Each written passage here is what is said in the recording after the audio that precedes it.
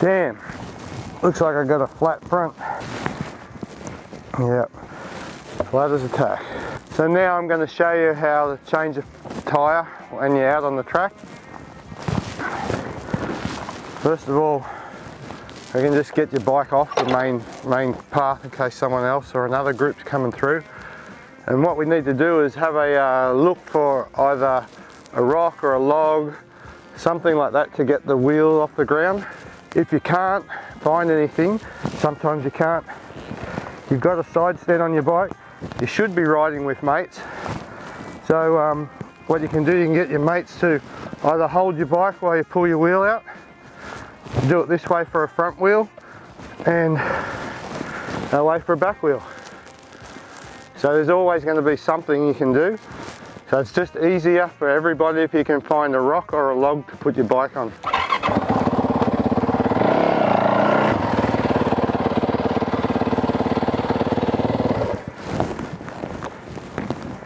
So I've just got it off the main trail. I have to go see if we can find something.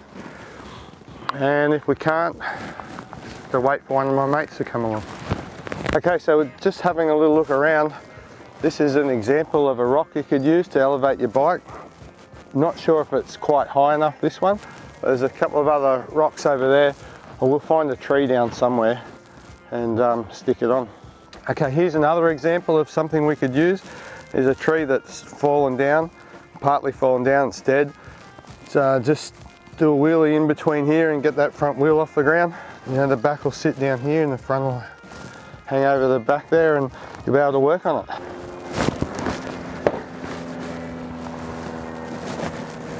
Okay, I just chose this rock because it looked high enough. It looked like it was going to be stable enough. And I'm lucky enough to have both wheels off the ground. Okay, now that I've got the bike propped up and it's secure, I'm happy to change that tyre there.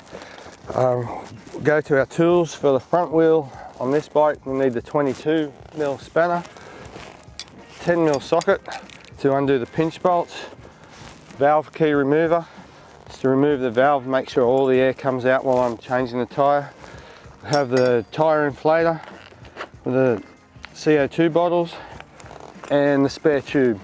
I've also got a few rags with me, so we're going to lay that out over in a smoother spot over there, which is just some dirt, rather than try and change the tyre on the rocks here. The reason I've got the rag, I'm going to lay the rag down, put the wheel on that, and that'll just keep any foreign matter out of the wheel bearings while I'm changing the tube. So I've just undone the 22mm nut and the 2 pinch bolts on the disc side.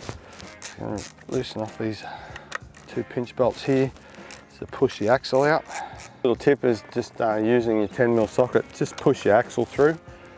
That'll just help get it out if it's a little bit stuck.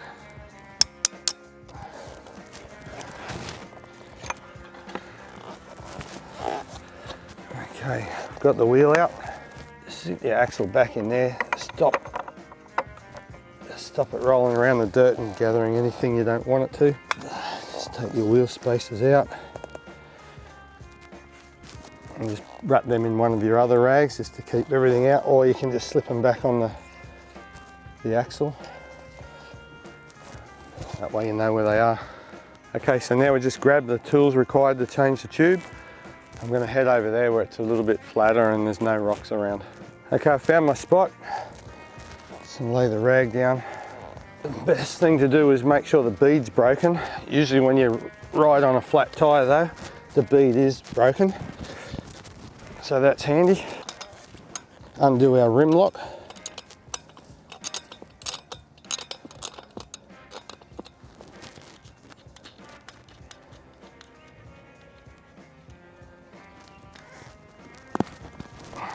Make sure you break the bead once you've undone your rim lock.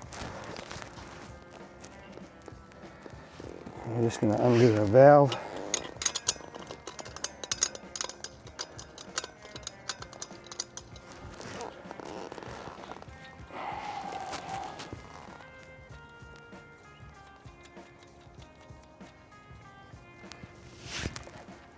And we're going to take our valve out.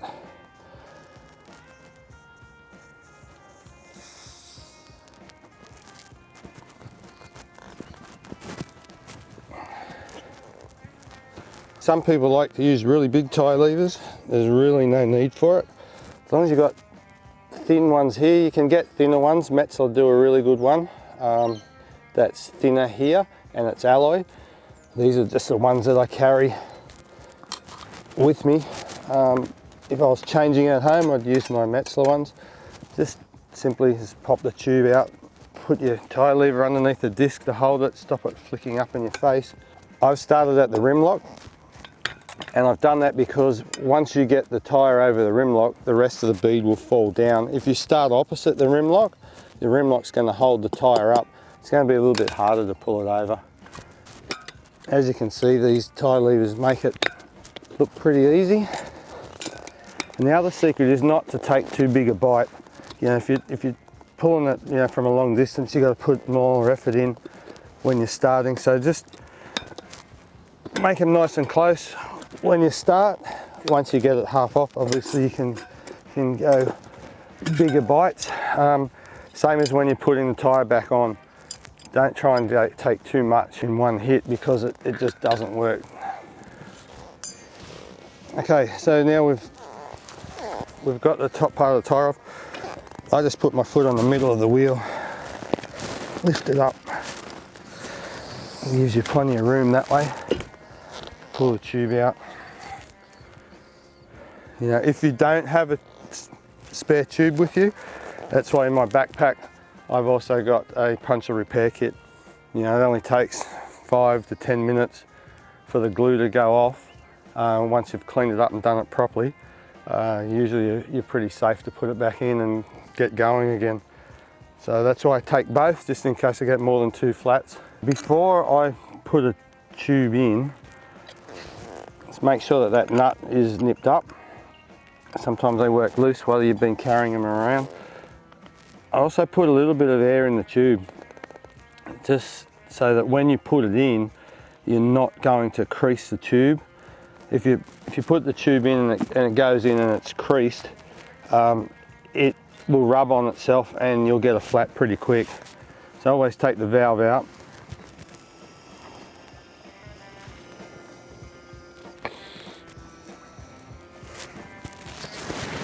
Just put a bit of air in it, it's about that much, just so that the tube has its shape. Put the valve back in. There's many different techniques, and you learn a new one all the time when you go riding with a bunch of guys, different guys. Different techniques of putting the tube in. Some will put the tube in first and then put the valve in. Some will put the valve in first and then put the tube on. Some will lever the tyre over the other way so that they would get a lever like this, pass it through this side. This one's proving a little difficult.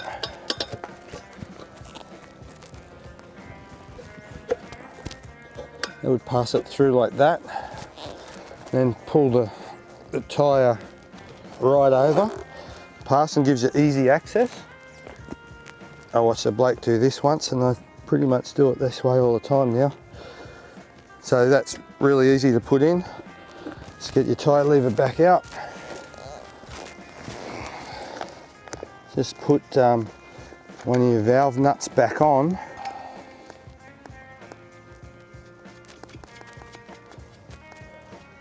Right, once again stand in the middle, then grab the tyre and just pull it up over the tube, and then just tuck your tube in. Obviously it's a bit harder on the rear, but as long as you make sure that your bead's in properly on the opposite side, it's generally easily done.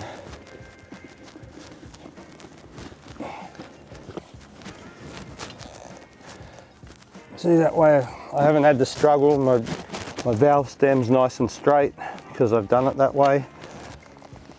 Okay, so there's 2 places you can start. There's no right or wrong way, it's just your own technique and what works easier for you.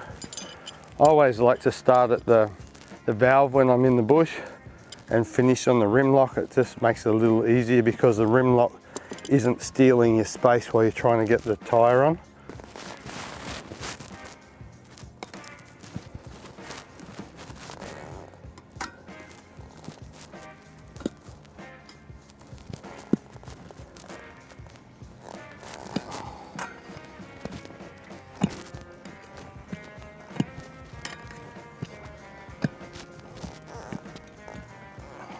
just get it close to the rim lock.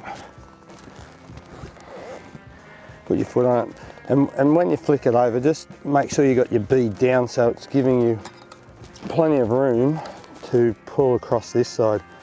It makes it a little bit easier.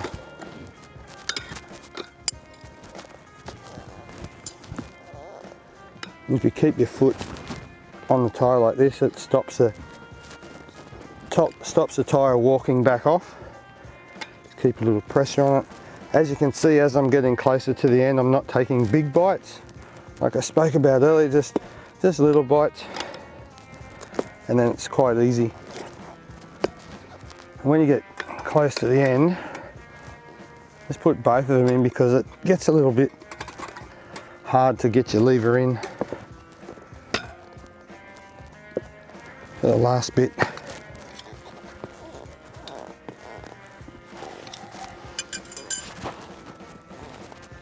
And then just give your tyre a little push around, make sure it looks even, because if it's all sitting on one side and you pump it up, you're going to have trouble getting the bead out. If you're stuck out in the bush, you're probably not going to worry about that too much. You just want to get back on your bike and keep riding with your mates. Okay, I do this valve nut up tight, and that just keeps it straight while the air's going into it. So if it has moved slightly while you've been fitting the tyre, it will pull it straight, and the tube will sort itself out where it needs to go to stay straight. And then once you've pumped it up, obviously then I loosen the nut off so it can walk around a little bit without damaging anything. Okay, I've fitted the CO2 bottle. Now it's just a matter of letting the air in. And up we go. This, as I say, the small ones put around about 18 psi in, which is a little bit more than what you want, but you know, you're not going to get any more flats. Okay, tyre's pumped up, it's holding air, which is great.